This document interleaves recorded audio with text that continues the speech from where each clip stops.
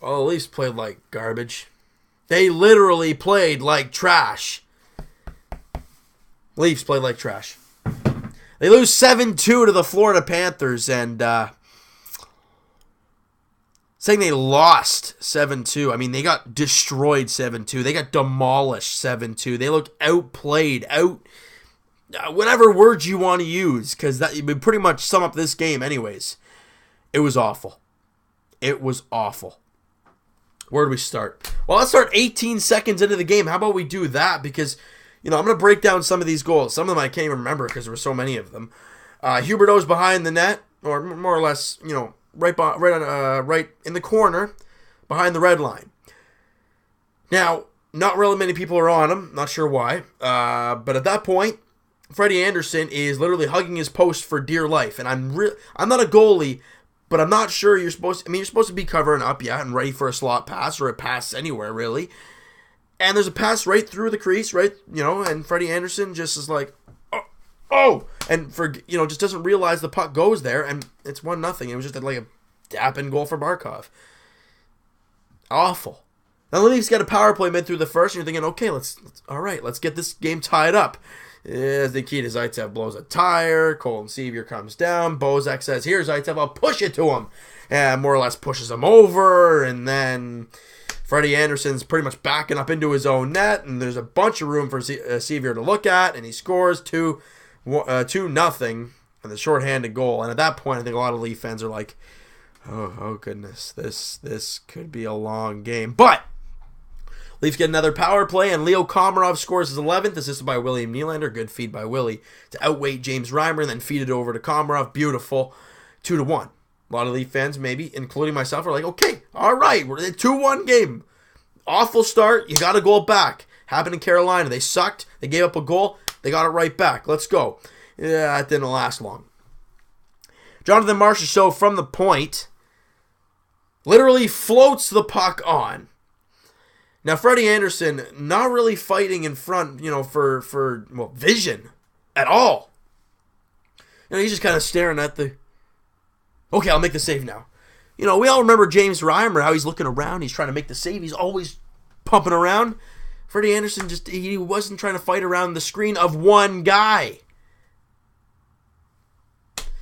He just looked really tentative tonight. He didn't look good. And I think that's why Mike Babcock gave him the hook early.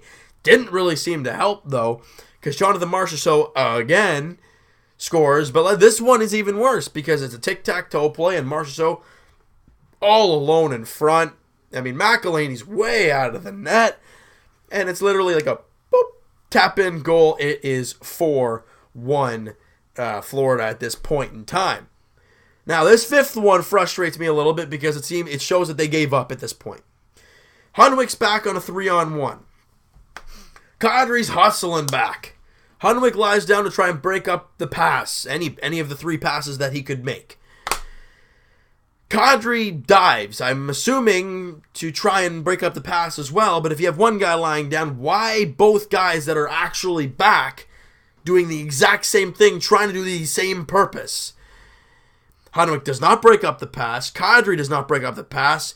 Hunwick ends up in, I don't know where the heck he ended up, and Kadri ends up in the corner, and Riley Smith-Cho drags around Hunwick, puts it on McElhinney, good save, but I mean, there's no one back, so he puts it in the rebound. Boom, it is 5-1 at that point, and I'm really not sure where the other 3 guys were. Not too sure about that. Now, the rest is where I lose my mind. I don't even remember what happened. I know it was the latest ones, but really, those aren't the ones I really cared about. Nikita Soshnikov scored, however, to make it a 5-2 game late in the period, assisted by Matt Martin and Brian Boyle. So that, okay. And they reviewed it, and if they called that back, I was going to lose my mind. Because it would have been a thing like, yeah, he nicked him, and yep, he couldn't make the save because of that. If they called that back, this game has gotten too soft. But they didn't call it back. It was a 5-2 game, and the Leafs, okay, getting into the intermission, 5-2, 3 goals. I mean, it's tough, but it's doable. There it goes. You get a power play, and I forgot how Jussi Jokinen scored the goal because it didn't really matter at the 5-2 game, and it's 6-2 heading into the intermission. At this point, everyone's like, okay, We were okay at 2-1 when we scored and made it a 2-1 game. Even 5-2, we're like, well, there could be and then they make it 6-2, and it's like, okay, all right, we're done. Because 2:17 into the third, they make it 7-2. And we're like, okay, we get it. We're sucking really bad tonight. And that was it. Freddie Anderson was awful tonight. McElhinney wasn't much better. Freddie Anderson, 3 goals on 8 shots. Really bad. 4 on 24 for McElhinney. Bottom line, 7 goals on 32 shots. That is no good at all. And especially the goals that were given up too. Not just because of the goalies. I mean, a lot of it was. But some of the plays were defense mistakes. And Morgan Rielly, Nikita Zaitsev, my goodness. They looked awful. Zaitsev, a -4. He was atrocious in this one. He was the guy that didn't cover Barkov in front of the net on the first goal. He was just, I think he would push the guy, and Barkov's just like hanging out in front of the net.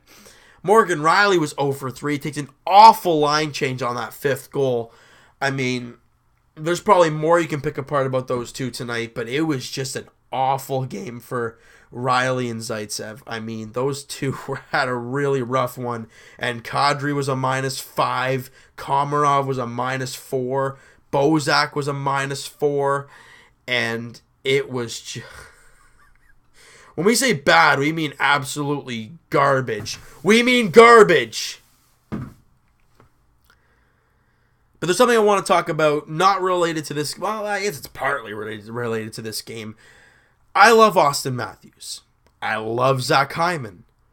But that whole duo right now has done nothing. I mean, Austin Matthews is pointless, and let me count this for you, all right? 1, 2, 3, 4, 5, 6 straight games he's gone without a point. And, I mean, before that, he scored a goal and got 2 goals as well. So he had 3 goals in 2 games at that point in time. So he was doing really well. And then he went ice cold. Now, I understand, up until this point, Hyman has been glued to Matthews, and they're clearly doing really well together. But as of right now, they're not doing well at all of late. So, what I would like to see is maybe a switch up. Maybe Connor Brown and Nylander. Or, I don't know, maybe Marner and maybe the dream team of Marner, Nylander, and Matthews. I doubt that'll happen because you need to spread out the scoring, but that'd be crazy. You could throw anyone on there. JVR with Matthews and Nylander. You could try something different. Maybe. I don't know if you guys feel the same way about that, but we've been winning games without Austin Matthews performing, but they've been grinded out games, and tonight is a game where the Leafs just really sucked. And I'm not just mad that we lost to Florida. It sucked. Don't get me wrong. It really did. And I'm mad because Florida could have been 9 points back of the Leafs. We could have buried them. But instead, they jumped up 2 points and are now 5 points back of the Leafs. Which, in standings height, is not really that much. But I'm really mad because Tampa beat Ottawa in overtime. And Carolina lost to the Islanders in overtime. Therefore, if you look at what happened to the Leafs tonight, they lost 7-2. So, you had, 2 games in hand over the Bruins, but you were 4 points back. So if you won those 2 games, you were tied with the Bruins, but you have the season series, so you flip. Well, there goes one of those games out of the window, so you'd still only be 2 points back. There goes that. Now, the Islanders, obviously they beat Carolina in overtime today, so they jumped the Leafs. They're back in their wild card spot, and Tampa won, obviously, against Ottawa, so they jumped the Leafs, and the Leafs are now the second team out of the playoffs. So not just in the Islanders-Leafs race. Tampa's been ripping it up, and obviously Florida beat the Leafs, so they're 6 points out of a playoff spot, which is still not a huge margin. But this team needs to beat the Tampa Bay Lightning Thursday. If they don't, they're down 3 points over Tampa. No matter what the Islanders do, they're down 3 points over the Lightning. And that would be a huge hole to try and climb out of. We're too late in the season to be losing these big games in regulation. It's hurting a lot. This game, you see how much damage this one loss did. They need to come ready to play, and don't fish tomorrow. All right, so you know what, guys? That is going to do it for this one. If you guys enjoyed the video, hey, because it was a garbage game. It was a trash game.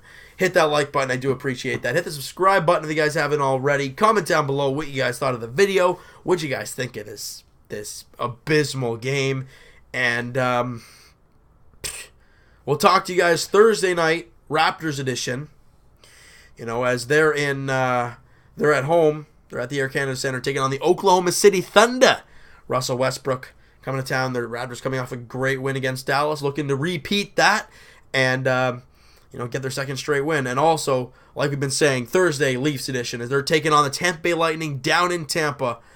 7:30 puck drop. This team needs to desperately beat the Lightning. We'll see you guys then.